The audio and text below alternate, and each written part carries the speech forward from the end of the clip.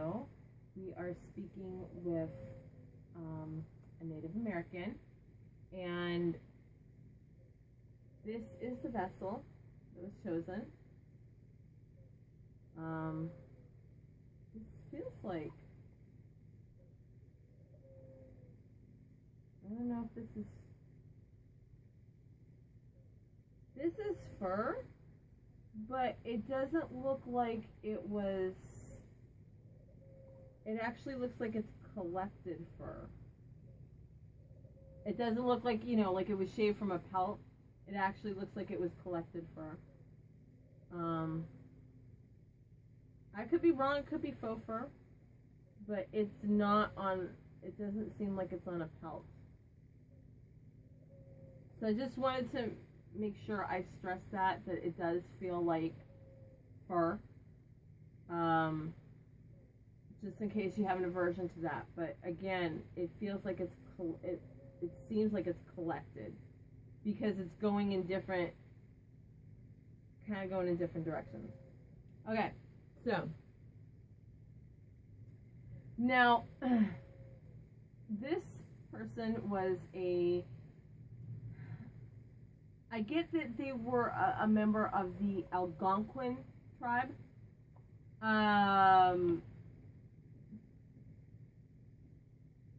Their name is not something I can pronounce, but they are showing me like, they're trying to show me the picture translation, and I'm seeing like a fawn with spots, but it's a deer with spots on the back, but I don't know what it's not a deer. It's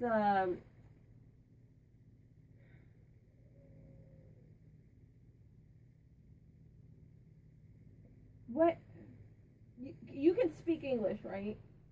Because you understand what the translation is and everything. What would be the closest translation? Now this is a male spirit. I just want to let you know, this is a male spirit. What would be the closest translation?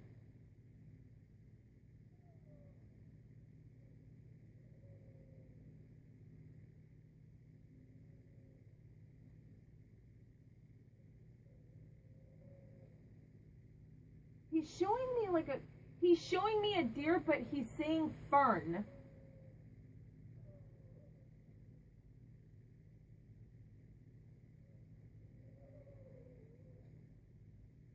Is it deer in ferns or something? Deer in the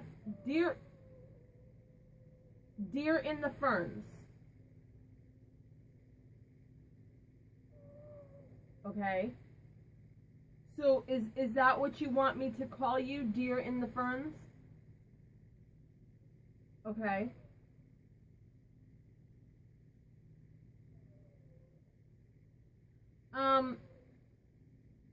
Alright, now, I get that you're from, like,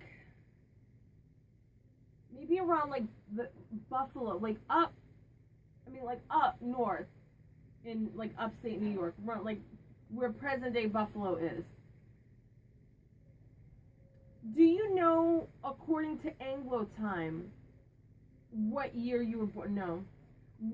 Did you ever encounter anyone other than Native Americans? No. So we're talking about predating before the 1600s, because that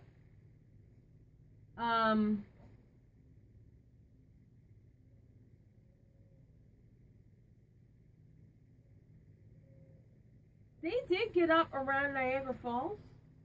I do see him around the falls, and they crossed over. They went back and forth.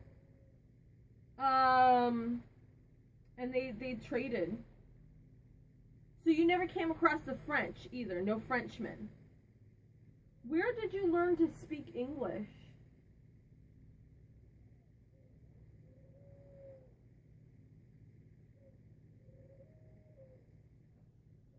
Okay. So what did you do? Were you like a shaman in life? So that does explain. Okay.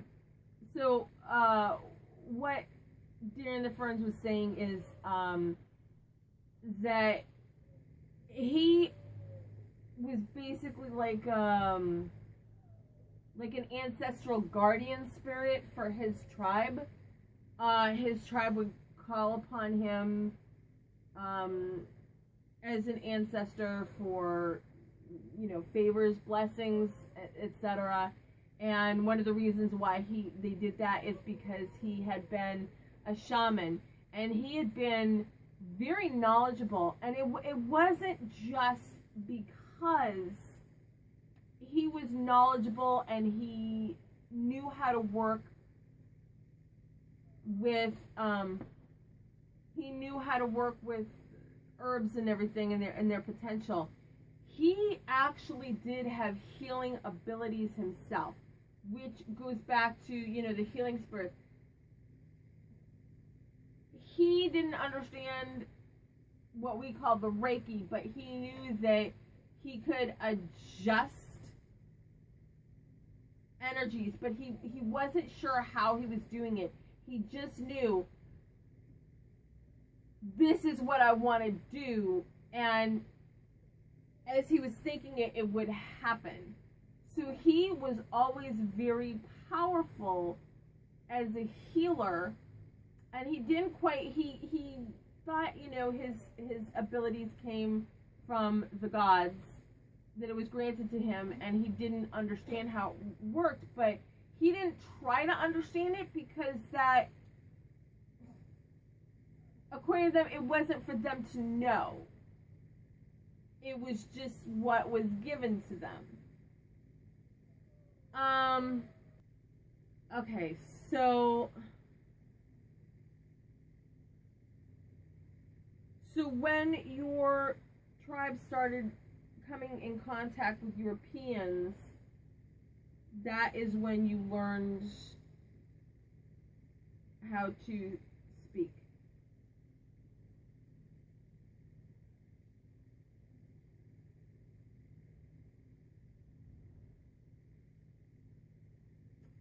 There was hold on. I from my Catholic upbringing, I remember something, and I want to ask,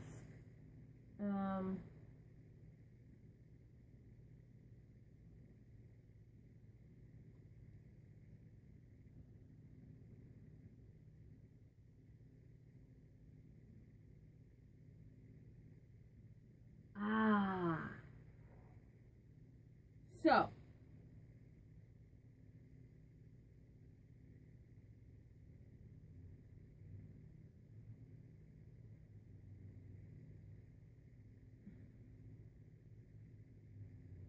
okay.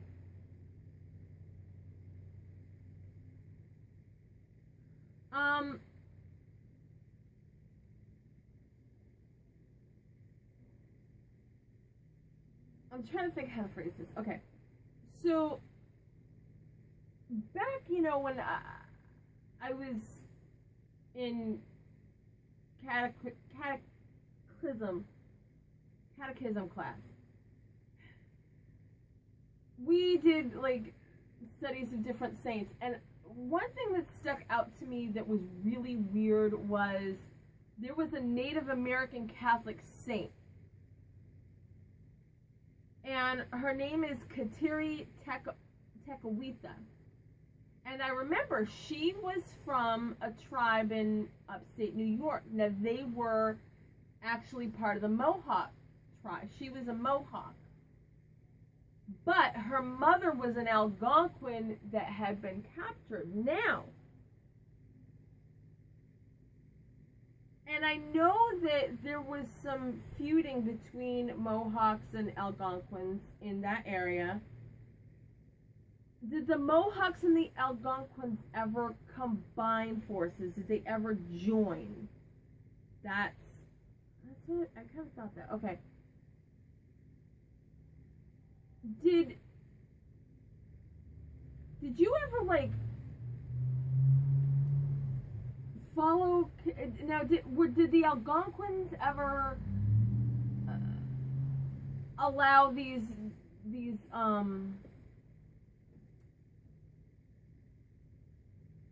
missionaries to come in, and no. Algonquins would have nothing to do with the white settlers.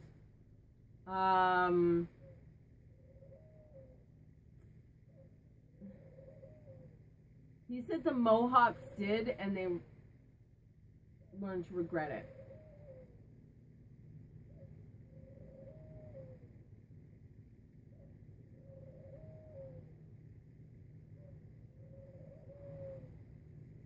Now, do you still feel that way about white people? Oh, you do? Okay.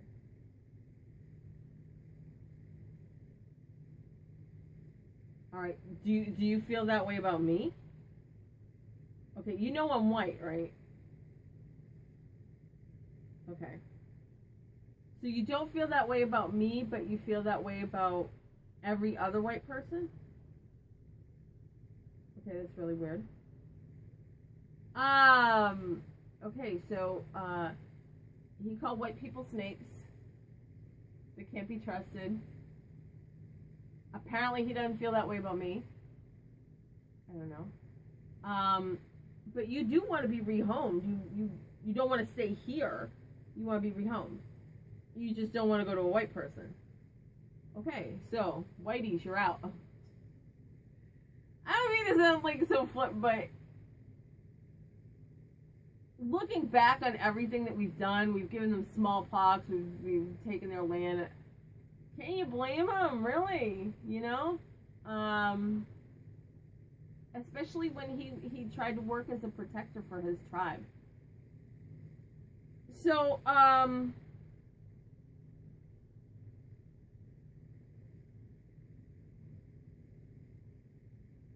he says he wants to share all of his wisdom, all of his knowledge,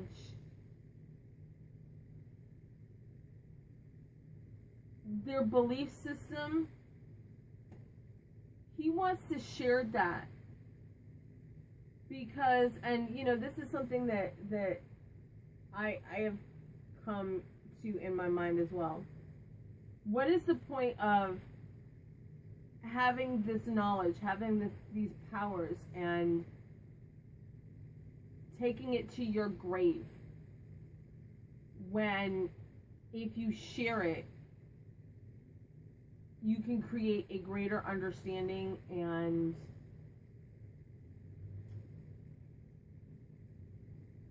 more of a community.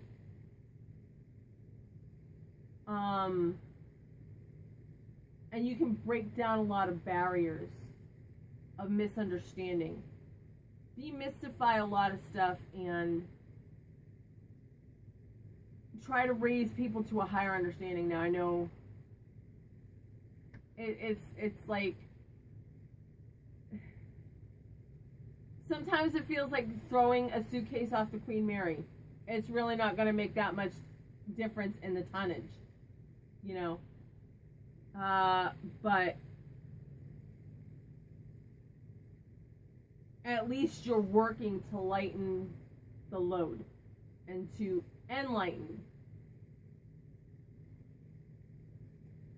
You know, if at least a handful of people learn and understand, and then they spread what they have learned, it will spread. And that's the realization I have come to recently, and that is what he wants to do. He wants to spread he wants to impart the knowledge of his tribe, what he has learned through the years, as well as share his magic, his specialty with somebody else.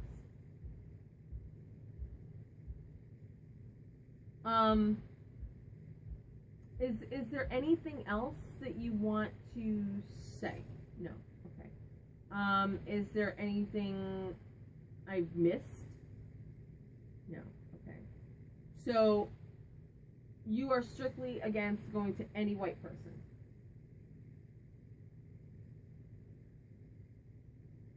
Okay. Any other nationality is fine? Just not white. So that is it for Deer in the Fern and myself. He's very clear about what he wants and what he does not want. And I guarantee you he'll sabotage a sale if he does not want to go there. Or he will leave the vessel and come back here. I promise you, he is a very strong person. And he died fairly young. He presents himself as very young. Not like in the 20s, but I mean, like, you know, 40, like early 40s to mid 40s. I mean, he's young. And he not only has physical strength to him, even in this form, but he also has very strong spiritual strength. He is standing like literally right here. He is out of my little circle here, but I can feel the power he is exuding. So he is a powerful spirit, and he's just not going to put up with what he does not want.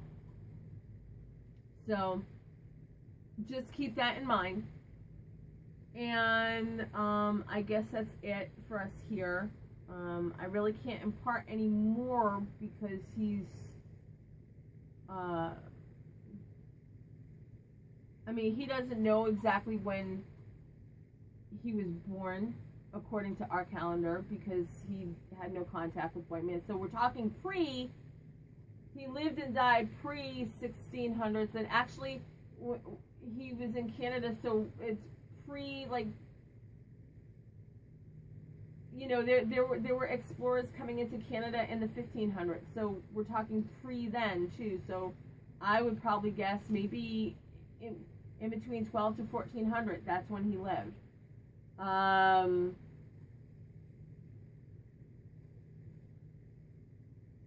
And he really can't impart more along the lines that I would understand it.